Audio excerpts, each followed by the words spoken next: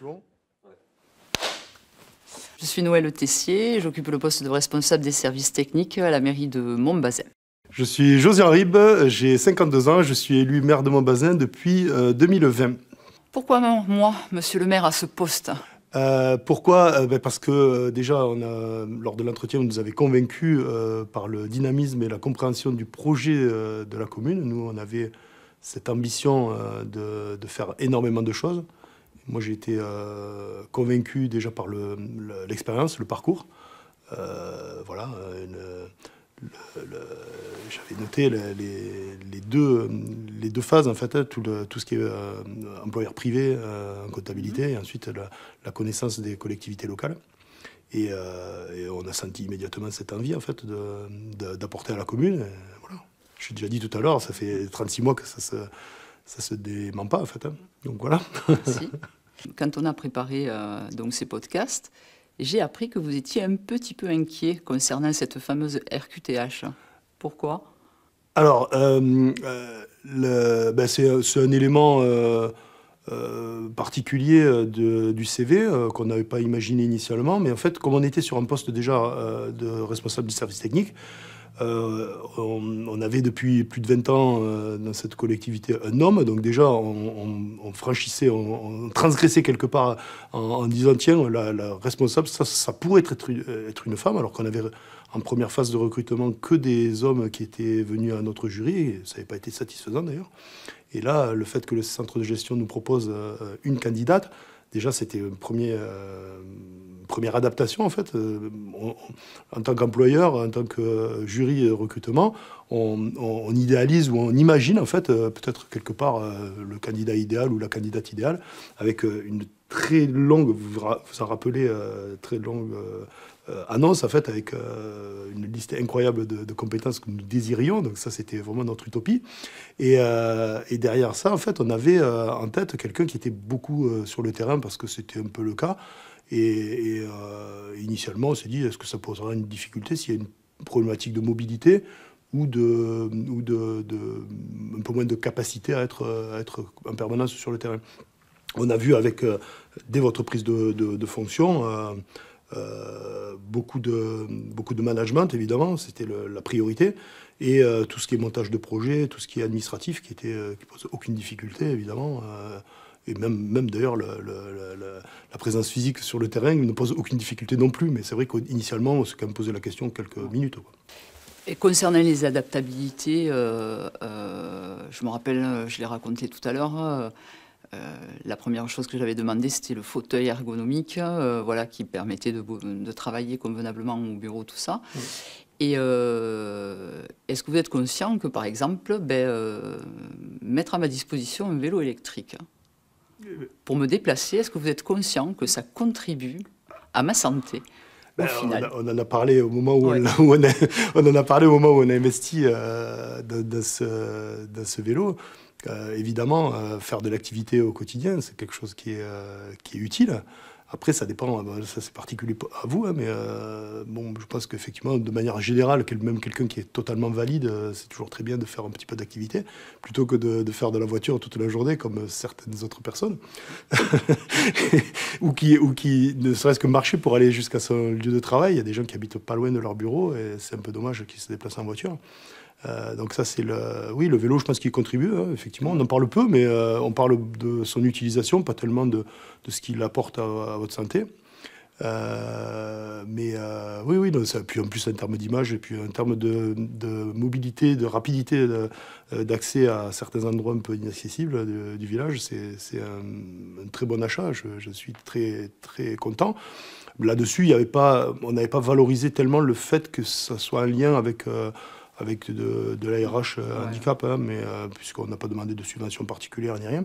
Par contre, effectivement, le fauteuil, normalement, il a été financé par le FIPH, je pense que ça s'appelle comme ça. Et on l'avait déjà fait avec la CDD qu'on avait embauchée en 2021, où on avait acheté un fauteuil adapté. Et je racontais tout à l'heure que l'aspirateur, en fait, il avait été financé aussi, l'aspirateur de rue a été financé par la FIPH parce qu'il avait été préconisé par la médecine du travail à un agent qui ne devait pas être en contact avec les poussières et qui balayait la rue à l'ancienne, en fait, balayait une pelle. Donc c'est vrai que dans la mairie de Montbazin, on a quand même cette expérience-là, c'est ce retour qu'on peut aujourd'hui partager avec d'autres employeurs publics.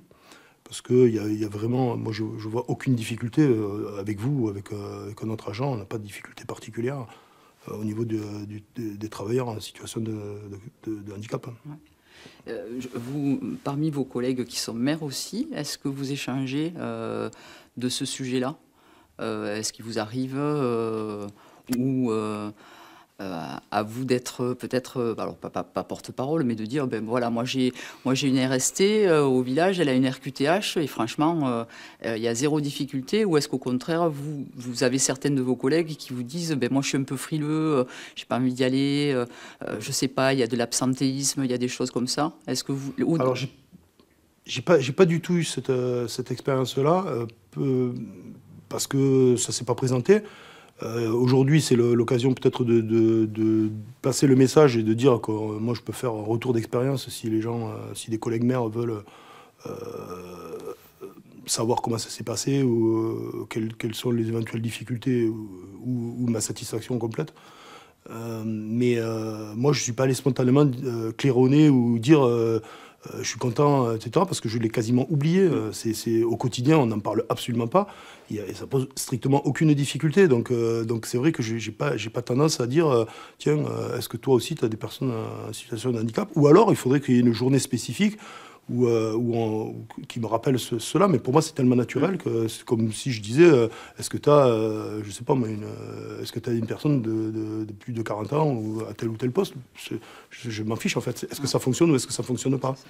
Et sachant qu'en plus j'ai un certain nombre d'autres personnes dans mon entourage proche qui ont des reconnaissances de travailleurs en situation de handicap et qui travaillent tous les jours, je sais, avec une très forte envie. Je me demande si c'est lié ou pas, hein, cet engagement-là, mais en fait, il est quotidien et il est évident, en fait, pour ce qui vous concerne. Oui, on parlait tout à l'heure que vous n'aviez pas conscience Enfin, c'est vrai qu'on en parle très peu, hein, mais moi, je sais, alors je vais vous dire, c'est que ben, quand j'ai besoin de me rendre à l'hôpital pour des examens ou quoi que ce soit, il n'y a jamais un frein. Je dis, voilà, j'ai un rendez-vous médical et il n'y a pas de débat, quoi. On me libère facilement et je n'ai pas de contraintes. Mon élu de référence, voilà, Bertrand, sait que le mardi et le jeudi, ben, j'ai mes séances de kiné, c'est immuable. Ben, il sait que le mardi et le jeudi, si possible, voilà, on n'a pas de...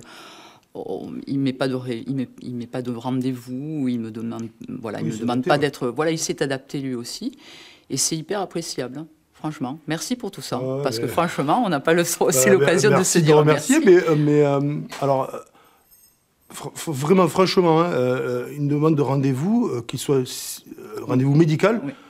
Je pense que c'est plus l'état d'esprit dans lequel je suis moi, en tant que responsable de la collectivité, mais quelque part, ça serait une personne qui n'a pas de reconnaissance de handicap et qui a un rendez-vous qui soit quelconque, un ophtalmo, un gynéco, ou même un problème avec un enfant. À partir du moment où la personne fait son travail et arrive à soit récupérer, soit à s'organiser, ben vous avez une forte autonomie, vous êtes responsable. Je ne vais pas vous demander si vous avez fini votre travail ou quoi. Je sais à quelle heure vous commencez le matin et ce que vous donnez pour la collectivité chaque semaine, chaque mois de l'année. Donc vous avez une particularité. Je sais que de toute façon, vous allez adapter votre charge en fonction de l'éventuel rendez-vous qui va arriver, qui serait quelque chose de particulier. Donc moi, ça ne me pose pas de difficulté. Puis vous n'êtes pas obligé d'être 7 sur 7, H24 dans la commune. Donc je sais très bien que votre calendrier, votre planning, il est fait en fonction de cela. Donc, en fait, on s'adapte tous les deux, quoi. Ben voilà. Et vous et moi. Et on est content.